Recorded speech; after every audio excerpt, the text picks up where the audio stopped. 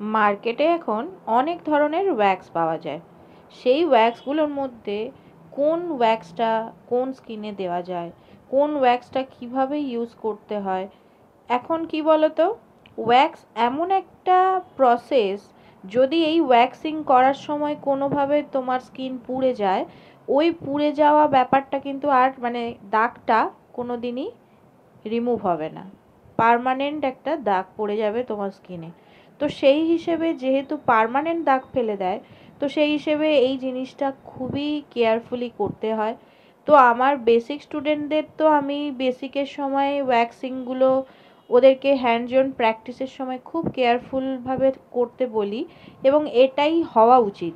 আর কিছু ট্রিক্স, কিছু ছোট ছোট জিনিস মাথায় রেখে যদি আমরা ওয়্যাক্স করি, তাহলে কোনো রকমভাবেই স্কিনের ওপরে কোনো দাগ পড়ে না। এটা ছিল আমার অ্যাডভান্সের ক্লাস, যেখানে মার্কেটে মোটামুটি যে ধরনের ওয়্যাক্সগুলো পাওয়া যায় সেগুলো সবই কোনটা কোন স্কিনে দেওয়া যায়, কিভাবে দিতে হয়, সবটা ওদের সঙ্গে শেয়ার করা হয়েছে।